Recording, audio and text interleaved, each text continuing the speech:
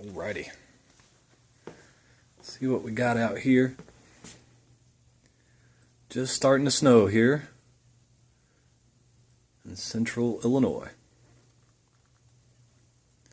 It's supposed to get a few inches, I think. 1 to 3. Got my truck plugged up. So we get a little warm. Might have to drive it later. Sure is pretty.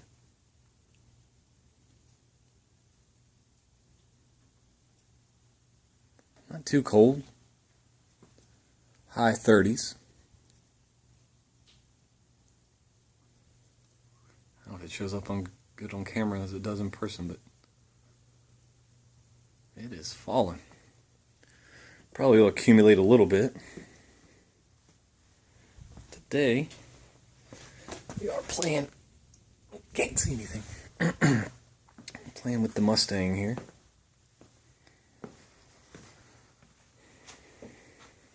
Gonna see about taking this guy off. Some light here. This is our trusty. I don't know if it'll zoom. Dirty V1 S trim. Gonna try to get a little more power out of this guy this winter. Go take it tuned, get it tuned somewhere. A couple little modifications.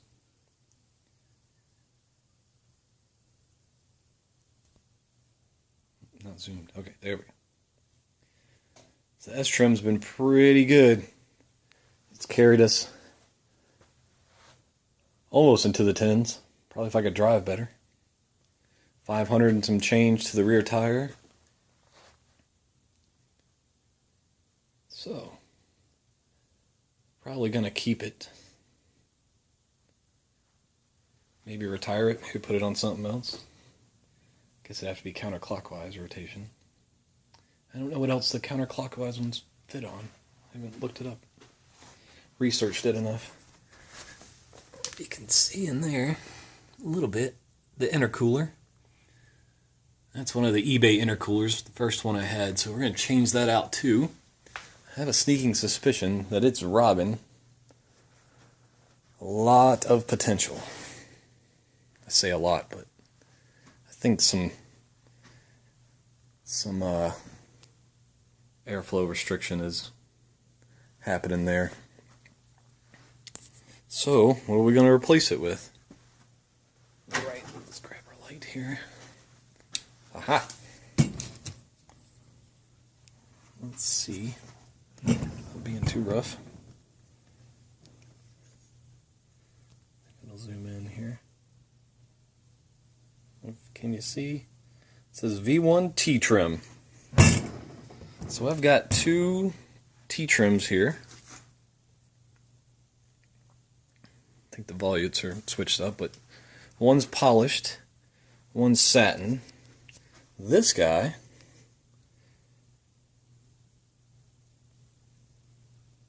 is the V1 Race M.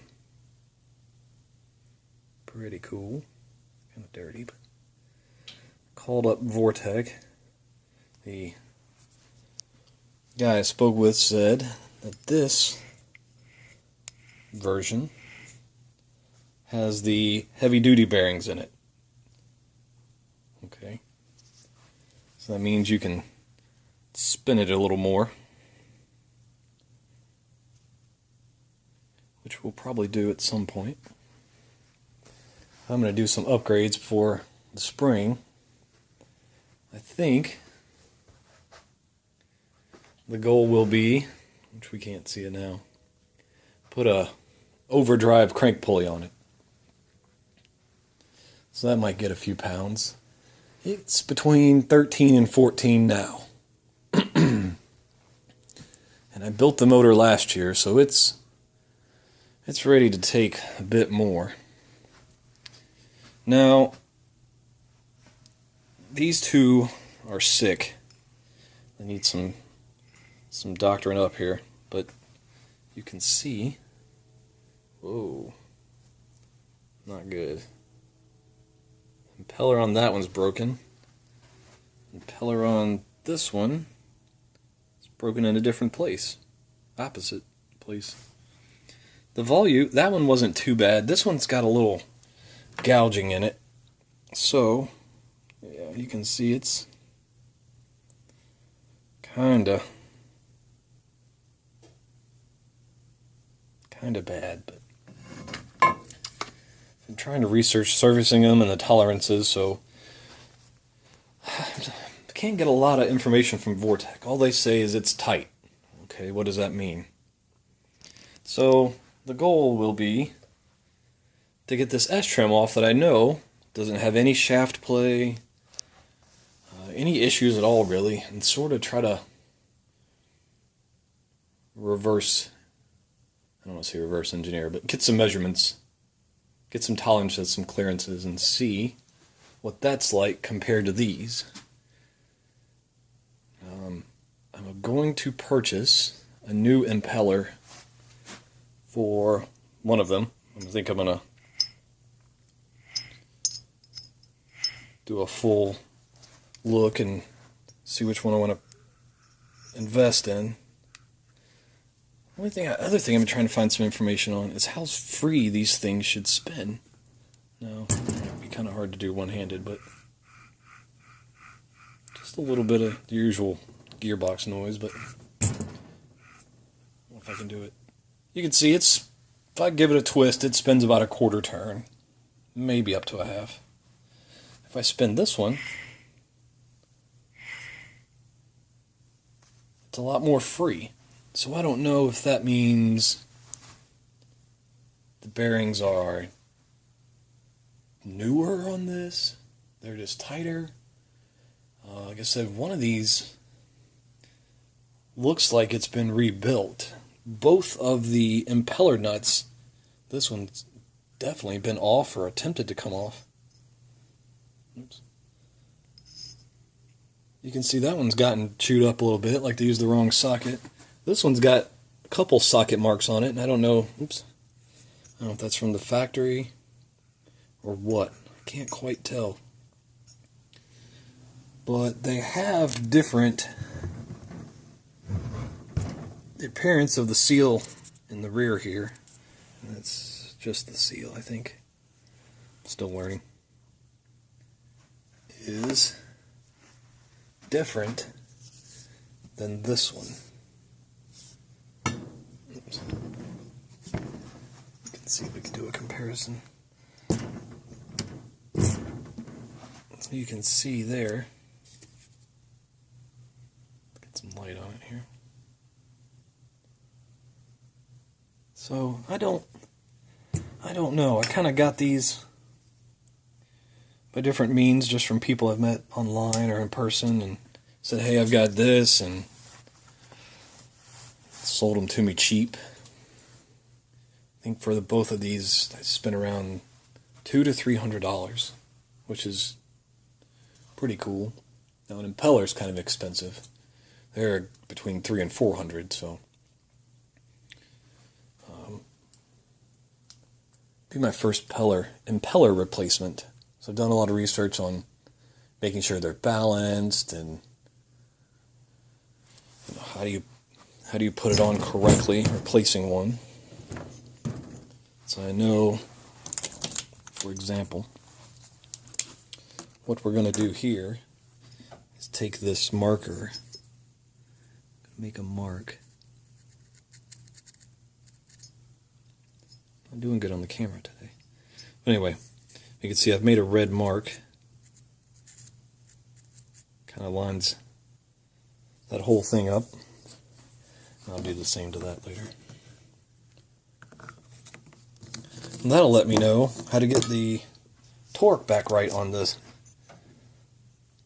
impeller. And that's another thing, this one I noticed, which I'll try to get a torque spec just to be positive, but you can see how that one sits slightly above the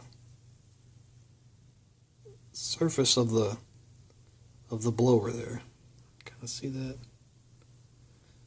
That damage looks gnarly from there. And then this guy. Let's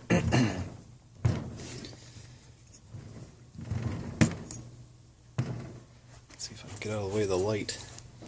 This one sits, kind of looks like it's sunk in, but if I could find the best angle, it looks, that might be a little better. It's about flush with that surface.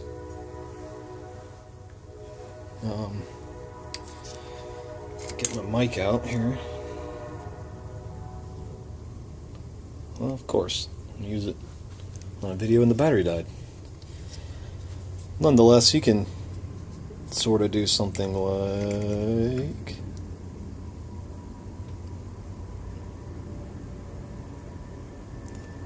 it's not professional at all. Engage mic it. Anyway, I'll replace that battery in. See, the studs stick up about the same, so I don't know, one of these looks like it's been into it before. So I want to take it down a little further, do an inspection, and make sure that's the right one. So yeah, there's the Kubota. If it gets to snowing much more, I bet we'll be using it.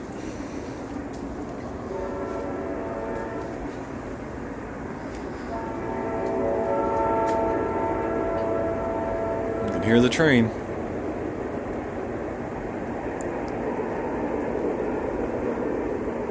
Alright, well, time to close the garage door for a little while. Let me turn on a little heat and see what we can get done. If I can figure out any fancy video editing, I'll follow up here in about an hour or two and we'll see how much has accumulated on the ground.